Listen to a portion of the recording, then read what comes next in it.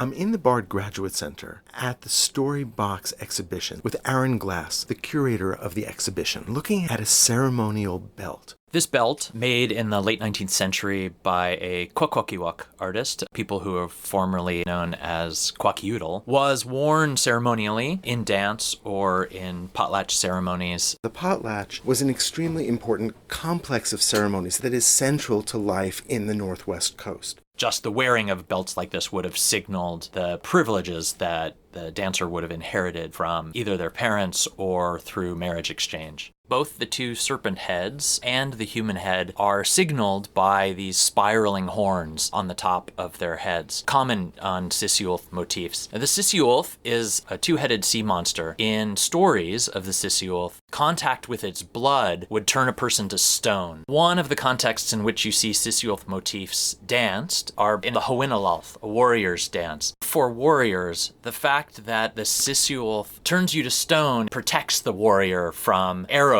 of his enemies. You said that the face in the center was human, and it does not immediately strike me as fully human, in part because of the horns, but also because of the blue spots, the blue eyes. That face, along with the serpents, feel terrifying. You do often see both the humanoid face and the serpent heads in Sisyulf motifs, with rows of sharp teeth, with grimacing faces. The menacing quality may be tied both to the supernatural powers of the Sisyulf, they were powerful and dangerous, and to the military prowess of the warriors. It's hard to interpret what the middle humanoid face on Sisyulf representations indicates. Possibly a relationship with the human wearer of this particular belt, possibly with humanoid ancestors who had encounters with actual Sisyulf in the sea. We don't know. There are 3 units of wood, each attached together by cloth which wrap around, and the colors are gorgeous. There's that vibrant blue, the blacks and the reds, all highlighted against the natural tones of the wood that really offsets the added color. The treatment of this belt is characteristic of similar kinds of objects we see in the late 19th century, many of which were painted with black, red, and blue. In this case, I believe all of these pigments were commercially manufactured. I think that we have this prejudice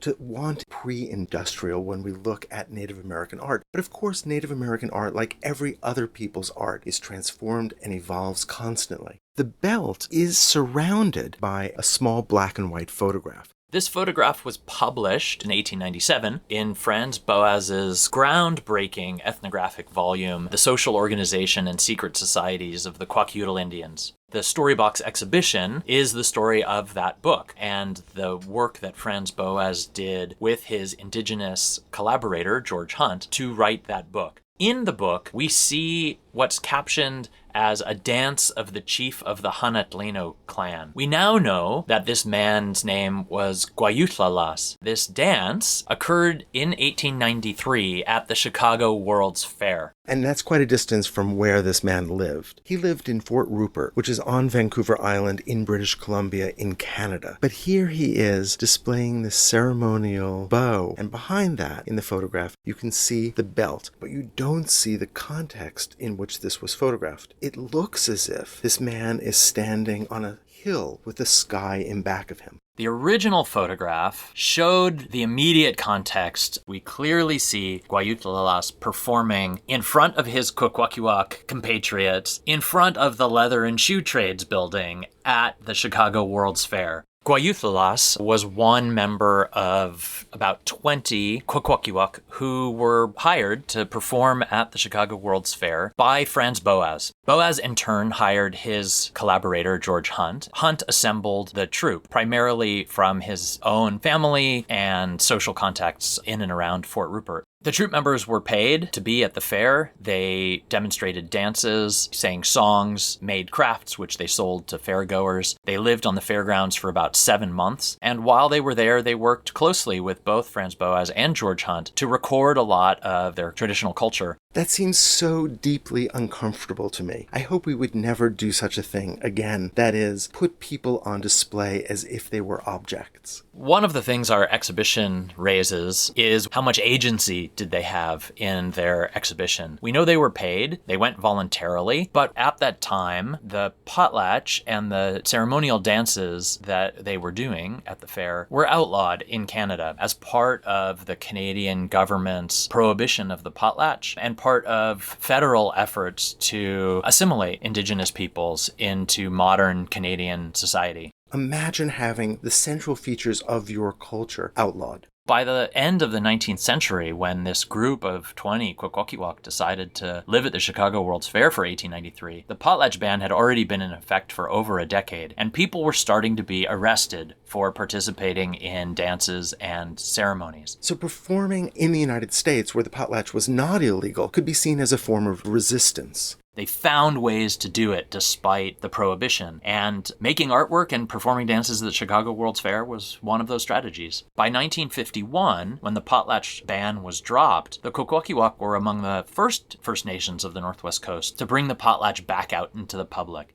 And as Corrine Hunt has put so beautifully, the work that Boaz did with her great-grandfather, George Hunt, became a repository of knowledge, imperfect but nevertheless important, that helped people overcome the disruption that was a result of the prohibitions that had been imposed by Canada. Part of the story of the Storybox is the role of that book for Kwakwaka'wakw today. Our team of anthropologists is working with community members to do the work of cultural and linguistic revitalization. And to give a careful, more nuanced context for objects like this. In the book, Boaz does not mention the Chicago World's Fair as a context for dances, for the display of this regalia, for the production of the photograph that became the book plate. It's interesting to think about what Franz Boas's motivation was in literally erasing everything around it so that the illusion is maintained this was shot in British Columbia. The photographic documentation becomes a kind of authentic ethnographic illustration for Boaz that belies a very complicated history of photographic production, of performance for money outside of ceremonial contexts, of art display and use. That's much more complicated than we would imagine just reading Boaz's book. It seems to me that Boaz was intent on making sure that these people were represented in a pre-industrial context, ignoring the fact that they were members of the modern world. They were using industrial pigments. They were in Chicago. But all of that had to be erased in order to satisfy our appetite for the authentic. Despite his efforts to physically erase the fairground context from this plate, a close examination reveals that under his regalia, Kwakwaka'wakw is wearing Western trousers and a Western shirt, even at the same time as they were keeping their cultural traditions alive.